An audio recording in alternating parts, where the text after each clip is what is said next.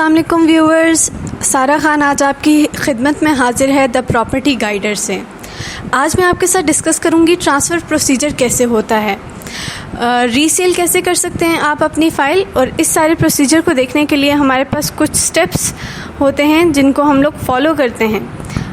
उन स्टेप्स में first step आ जाता है transfer request form, second step आ जाता है एसओडी, थर्ड स्टेप आता है हमारे पास एनडीसी और फोर्थ स्टेप आ जाता है ट्रांसफ़र डे। फिफ्थ स्टेप पे आपके पास परचेज़र इज़ नॉट अवेलेबल और सिक्स जो स्टेप होता है आपका सेलर इज़ नॉट अवेलेबल। ठीक है, ये हमारे 6 स्टेप्स होते हैं। अब इनको हम 1 बाय 1 देखेंगे कि क्या होता है हर स्टेप में। अब हम अपने फर्स्ट स्टेप की तरफ बढ़ते हैं और फर्स्ट स्टेप है हमारा ट्रांसफ़र रिक्वेस्ट फॉर्म। अब ट्रांसफ़र रिक्वेस्ट फॉर्म में क्या होता है कि हम ट्रांसफ़र रिक्वेस्ट फॉर्म हमें कंपनी भी प्रोवाइड करती है और अगर आप हमसे डायरेक्टली बुकिंग करवाना चाहते हैं तो हम आपको प्रोवाइड कर सकते हैं ट्रांसफ़र रिक्वेस्ट फॉर्म। अब इसमें सेलर और परचेज़र की एनआईसी की कॉपी लगेगी, सीएनआईसी की कॉपी अटैच होके जो भी आपकी फॉर्म है उसको फिल करके हम लोग कंपनी में सबमिट करवाएंगे।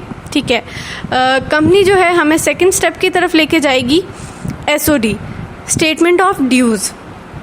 अब स्टेटमेंट ऑफ ड्यूज़ क्या होता है कि जो भी हमारी पेमेंट ड्यू होती है जिसमें मेंबरशिप फ़ी आ जाती है, ट्रांसफ़र फ़ी आ जाती है और ड्यू इंस्टॉलमेंट्स होती है। कोई भी अगर ड्यू इंस्टॉलमेंट रहती है आपकी तो वो आप पे करेंगे। ठीक है, आप ये सारी ड्यूज़ जो हैं क्लियर करेंगे जब, तो हमें कंपनी जो है थर्ड स्टेप की तरफ लेके जाती है और थर्ड स्टेप हम आपके साथ अभी डिस्कस करेंगे जो कि है हमारा no demand certificate, NDC.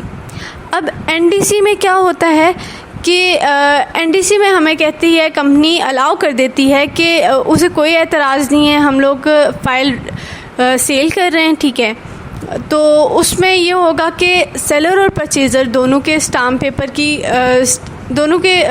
Paper बनेंगे और एनडीसी के साथ अटैच करेंगे।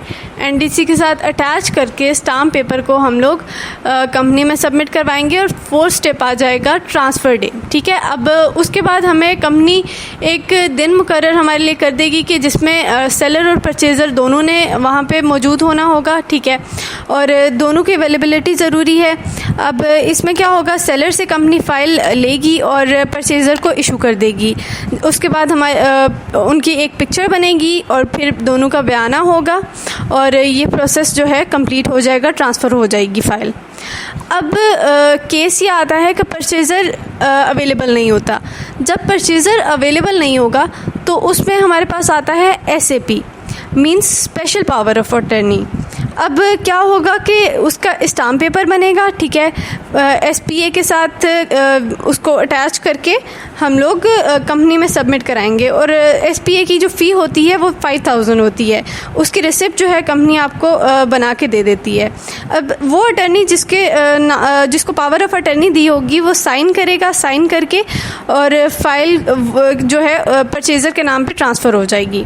और अब नेक्स्ट जो हमारा आता है केस कि सेलर अवेलेबल नहीं है। अब सेलर अगर अवेलेबल नहीं है तो इसमें आता है GPA, general power of attorney. अब क्या होगा, वो कॉन्सुलेट जाएगा, कॉन्सुलेट जाके डॉक्यूमेंट्स अटेस्ट करेगा और पाकिस्तान फॉरेन कॉन्सुलेट में ऑफिस में वो आ जाएंगी और अटर्नी वहाँ से अटर्नी के हैंड ओवर कर दिए जाएंगे डॉक्यूमेंट्स और कंपनी लेके जाएगा अटर्नी और कंपनी जो है उसको ट्रांसफ़र दे देगा। तो थैंक यू सो मच। आज हमने डिस्कस किया जो हमारा सारा टॉपिक था, उसमें मैंने आपको सारे स्टेप्स बताए। इसके अलावा अगर आप कोई मालूमात जानना चाहते हैं तो आप हमारे दिए गए नंबर्स पर रब्ता कर सकते हैं और हमारा चैनल सब्सक्राइब कर सकते हैं। Thank you so much.